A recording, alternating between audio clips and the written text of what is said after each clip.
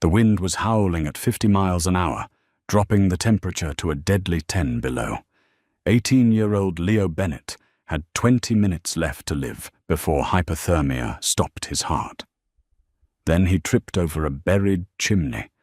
What he found beneath the snow didn't just save his life, it rewrote history.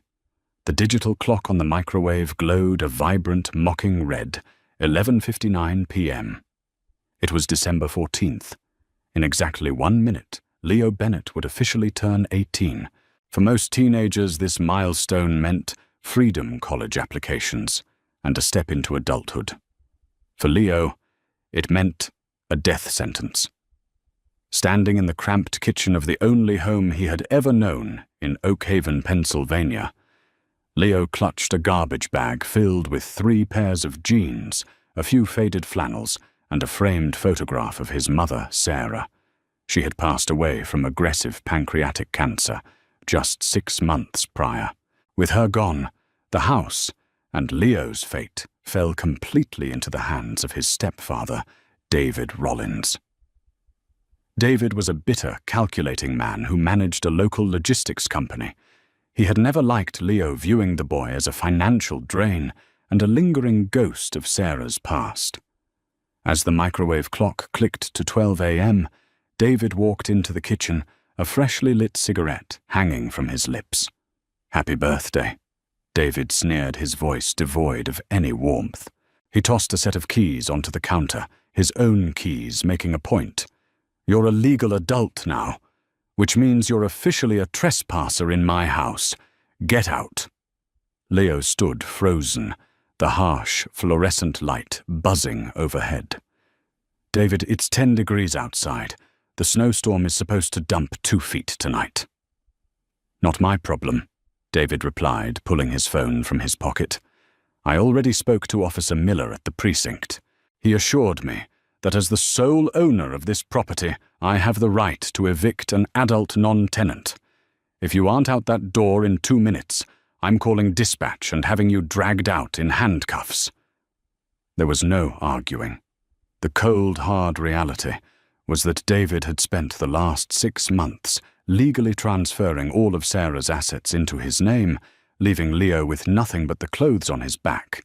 Swallowing the lump of panic rising in his throat, Leo zipped his thin winter coat, hoisted the plastic bag over his shoulder, and walked out into the howling dark. The cold hit him like a physical blow. The wind in the Appalachian foothills didn't just blow, it bit. It tore through his thin jacket and instantly numbed his cheeks.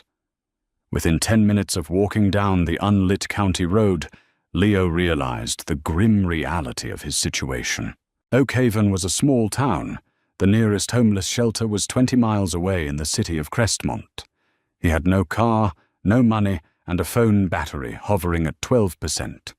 He tried to seek refuge at a 24-hour gas station, but the night clerk, a stern man named Gary, tapped the "No Loitering" sign on the window and threatened to call the cops. The police were already a threat Leo couldn't risk facing. David had a lot of influence in their small town, and Leo knew he would somehow end up in a jail cell, or worse, dumped at the county line. Desperation drove Leo off the main road and into the sprawling expanse of the Black Ridge State Forest. The trees provided a slight windbreak, but the snow was already shin-deep and accumulating fast. He figured he could find an old hunting blind or a hollowed-out tree to weather the night. By 2 a.m., hypothermia began its insidious work. First came the violent, uncontrollable shivering. His teeth chattered so hard his jaw ached. Then came the terrifying apathy. His extremities, fingers, toes, the tip of his nose stopped hurting and went entirely numb. The snow, which had felt like shards of glass against his skin, began to feel strangely soft. The heavy plastic bag slipped from his frozen fingers, tumbling into a snowdrift, but Leo didn't even bother to pick it up. He was so tired. "Just close your eyes for a minute," his exhausted brain whispered. "Just sit against this oak tree and rest." He collapsed against a massive snow-caked trunk, sliding down until he was sitting in the powdery white.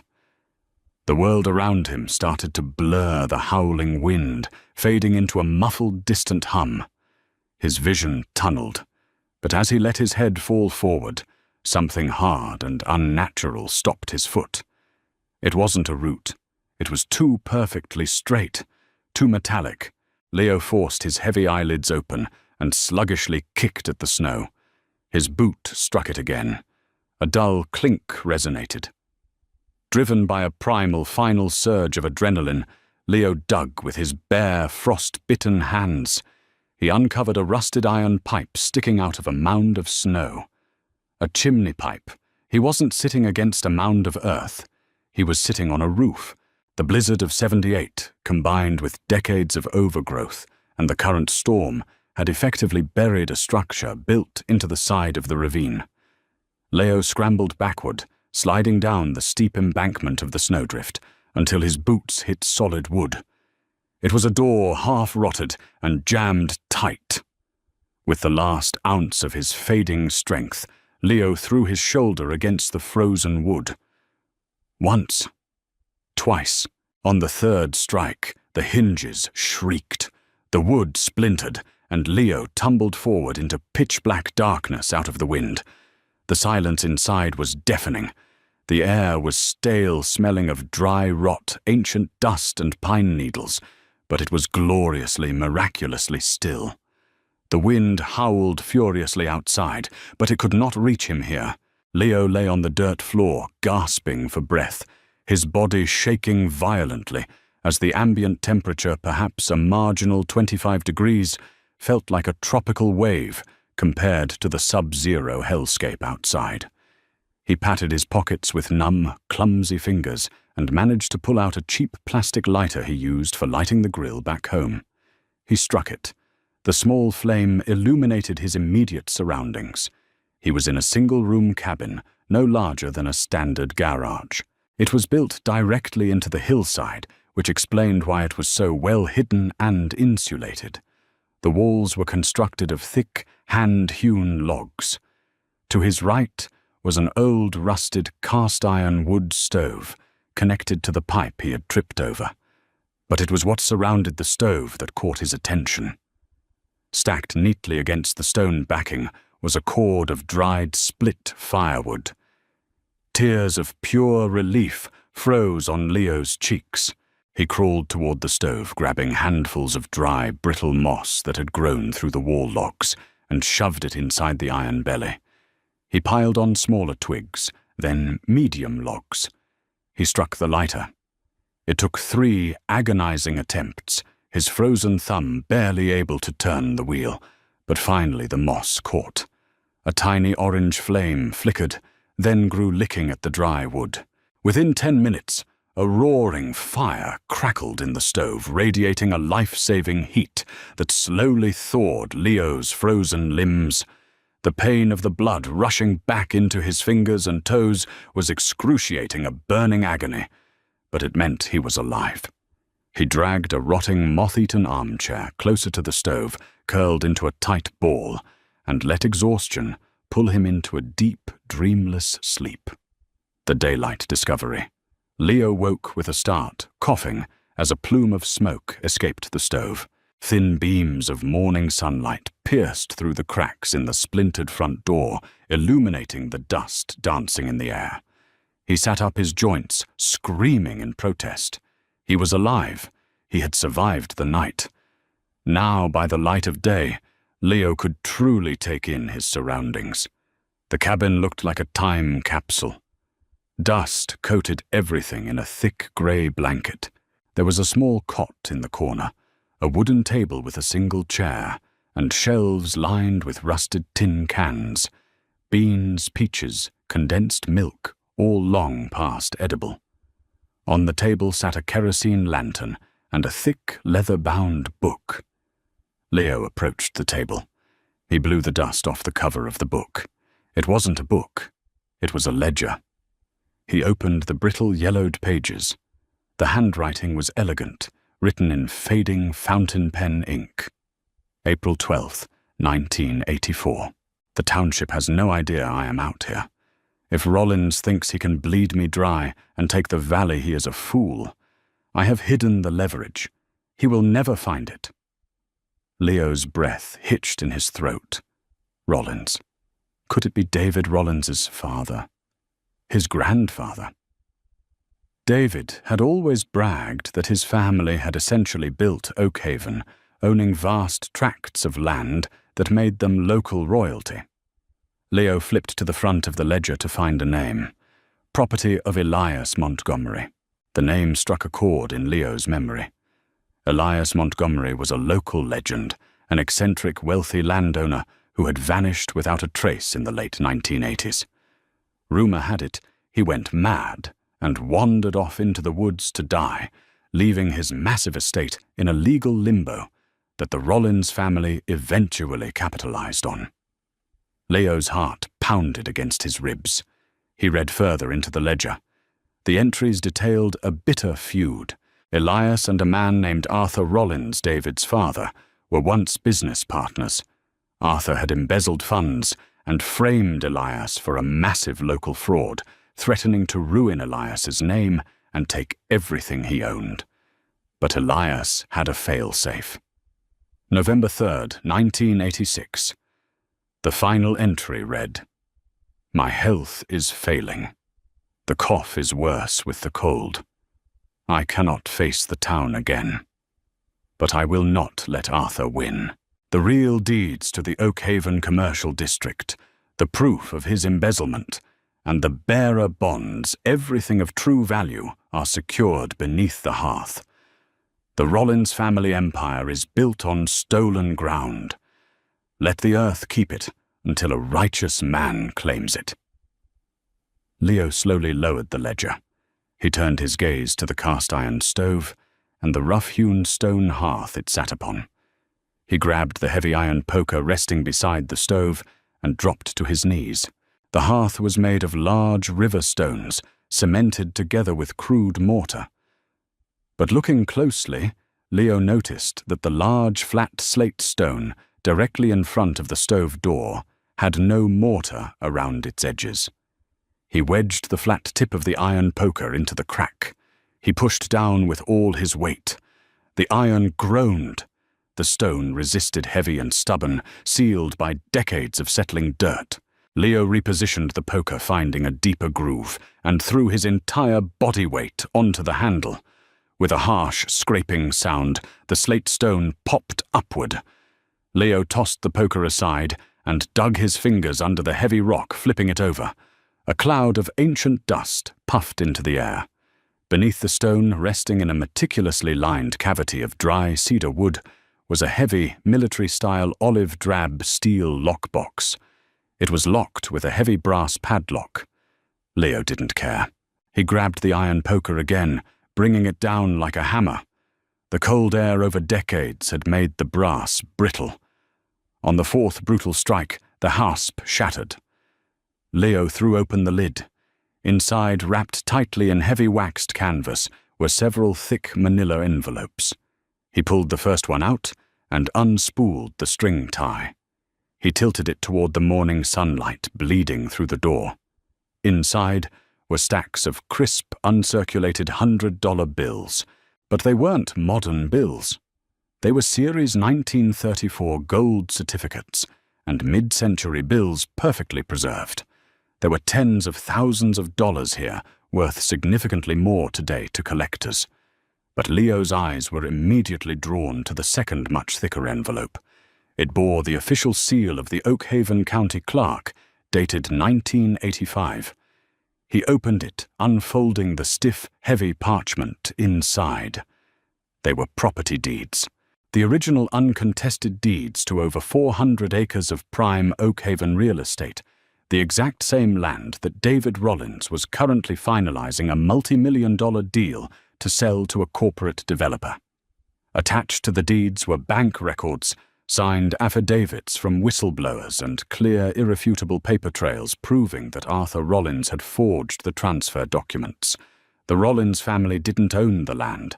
They had stolen it. Leo sat back on his heels, the cold floor completely forgotten. He had walked into the forest a penniless, homeless orphan, left to die in the snow.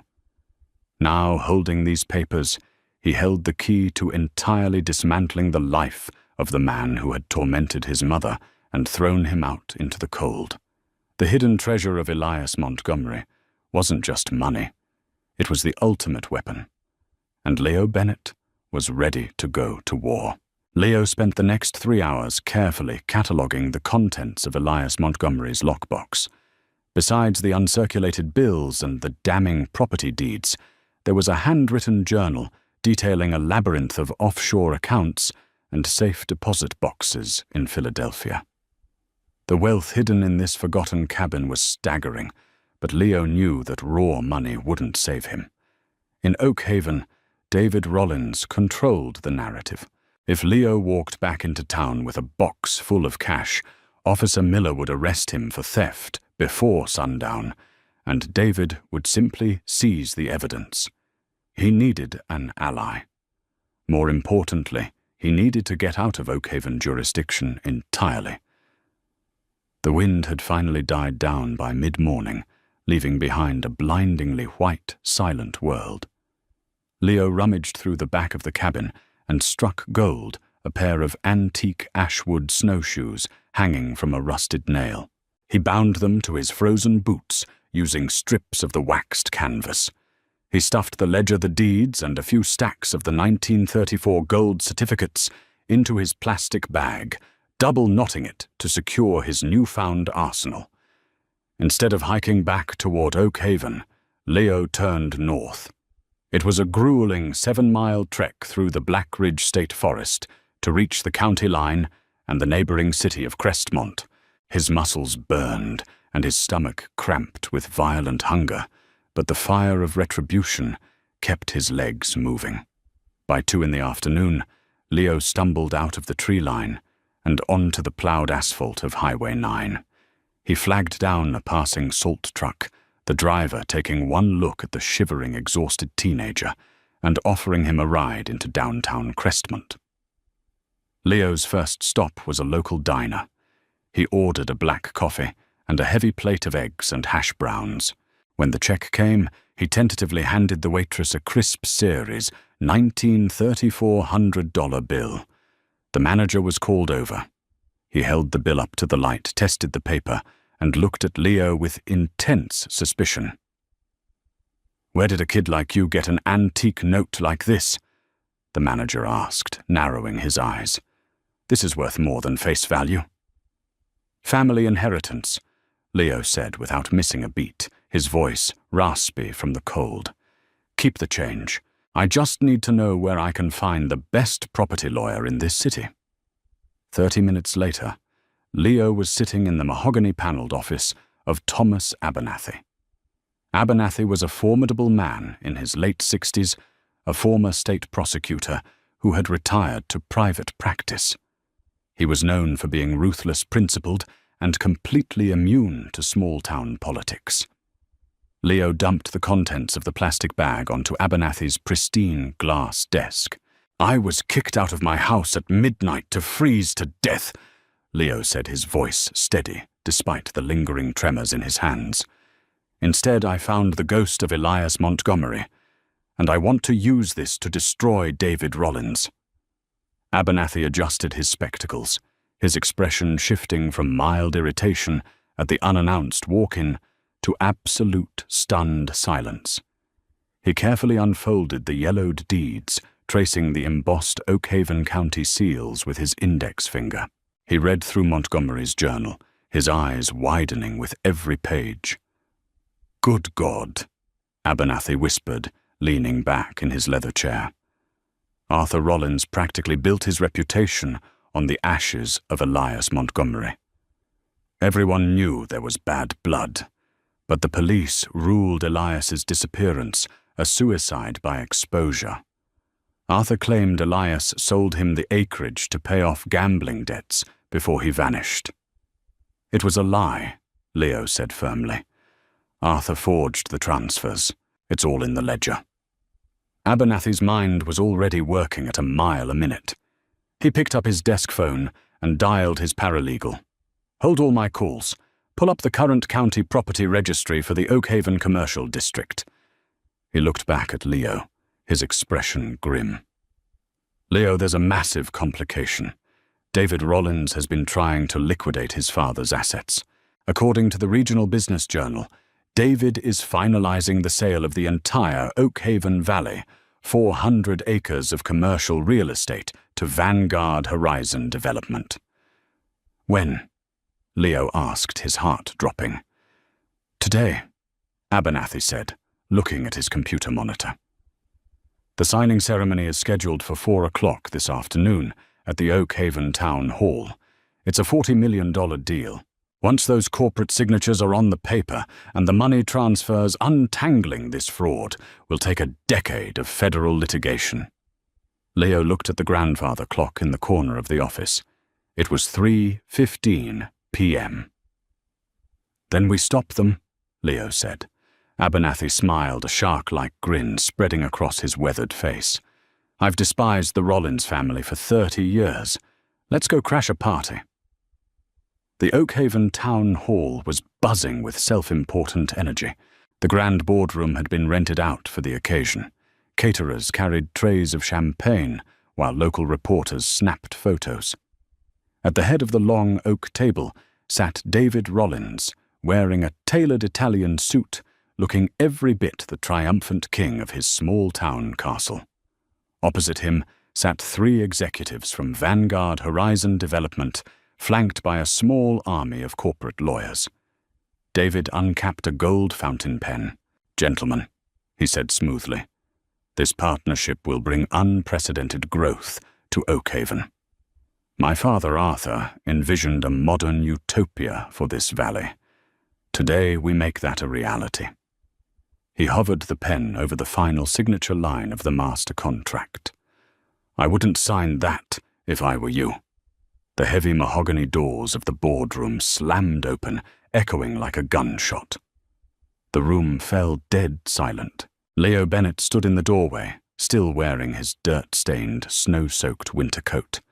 Beside him stood Thomas Abernathy, carrying a heavy leather briefcase. David's smug expression vanished, replaced by a mask of pure shock, then boiling rage. He dropped the pen. "Leo, what the hell are you doing here?" "Officer Miller," David barked, gesturing to the uniformed cop standing near the catering table. "Arrest this kid for trespassing. I threw him out of my house last night." Officer Miller stepped forward, reaching for his handcuffs. "Come on, kid, you're making a mistake." "The only mistake here," Abernathy's voice boomed, cutting through the murmurs of the room, "is a police officer attempting to unlawfully detain my client while aiding and abetting a multi-million-dollar real estate fraud." The Vanguard executives exchanged nervous glances. One of their lead lawyers stood up. "Excuse me, who are you?" "This is a private corporate acquisition. My name is Thomas Abernathy, senior partner at Abernathy & Associates, and I represent the legal estate of Elias Montgomery." Abernathy marched to the table and slammed the heavy briefcase down. He snapped the locks open and pulled out a stack of legally certified photocopies he had rushed through his office. He slid a packet across the polished wood to the Vanguard lawyers. "You're about to purchase 400 acres of stolen land," Abernathy declared. "The man sitting across from you does not hold the legal title to the Oakhaven Commercial District. His father, Arthur Rollins, forged the deed transfers in 1985. David's face turned an ugly shade of crimson. "This is slander. That crazy old man disappeared decades ago. My family has held the deed for 40 years. Miller, get these lunatics out of here." "Actually," Abernathy corrected, pulling out the original heavy parchment deeds from 1985. "Montgomery never filed the sale. He hid the original uncontested deeds, along with a ledger detailing Arthur's embezzlement. We have the bank records. We have the whistleblower affidavits." The Vanguard lawyer quickly scanned the documents. His face went pale. He leaned over and whispered, frantically, into the ear of the lead executive. "This is a joke," David shouted. standing up so fast his chair tipped over. He pointed a trembling finger at Leo. "You ungrateful little parasite. You broke into my house and forged this garbage." "I didn't break into anything, David." Leo said, his voice calm, carrying an authority that belied his 18 years. "You locked me out to freeze to death, but I found a cabin buried in the Black Ridge snow. I found the truth." Leo pulled the journal from his coat pocket and tossed it onto the table. It landed right in front of David. "Elias Montgomery made sure your father wouldn't win. He just had to wait for the snow to melt." The lead executive from Vanguard stood up hastily, buttoning his suit jacket.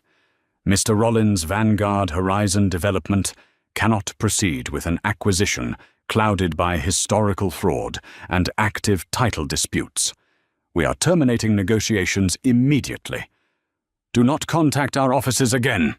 "Wait, please," David pleaded, his voice cracking as the executives packed their briefcases and marched out of the room. The local reporters' cameras were flashing relentlessly, capturing David's total humiliation. David turned to Leo, his eyes wide with a manic desperation. He lunged across the table, grabbing Leo by the collar of his jacket. "I'll kill you! You ruined me!" Before Officer Miller could even decide whose side to take, the heavy double doors opened again. 2 state troopers walked in, accompanied by a grim-faced detective. Abernathy had made a few phone calls during their drive from Crestmont. "David Rollins," the detective said, flashing his badge. "We have a warrant for your arrest regarding the fraudulent transfer of the Sarah Bennett estate, as well as new charges of reckless endangerment and attempted manslaughter for locking a dependent out in sub-zero temperatures." David's hands went limp. He released Leo's jacket, stumbling backward as the state troopers stepped forward and firmly snapped handcuffs onto his wrists. The King of Oakhaven was dragged out of the room, his legacy shattered, his empire reduced to dust in less than 5 minutes. The aftermath. The subsequent legal battle took 6 months, but it was a landslide victory for Leo.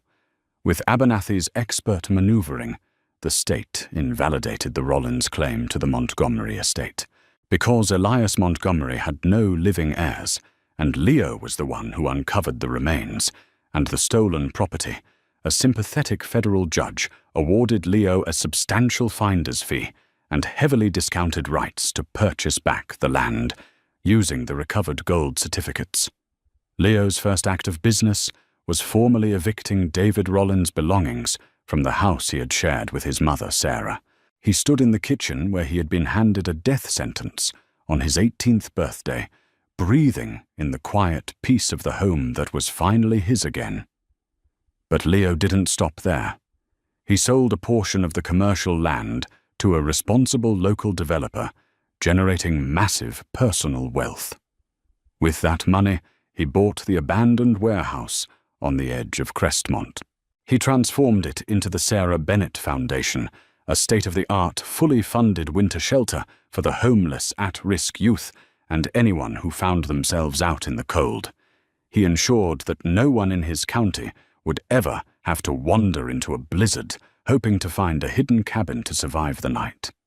Leo Bennett went into the forest with nothing but a trash bag and a broken heart. He walked out with a fortune, a legacy, and the power to change the world around him. He had faced the freezing dark, and he had brought back the fire. What an absolutely incredible journey of survival, justice, and ultimate payback. Leo's story proves that sometimes the darkest storms lead us exactly where we need to be to uncover the truth. If this thrilling, true story of resilience and hidden treasure kept you on the edge of your seat, smash that like button. Share this video with someone who loves a brilliant underdog story, and don't forget to subscribe for more amazing real-life tales. See you next time.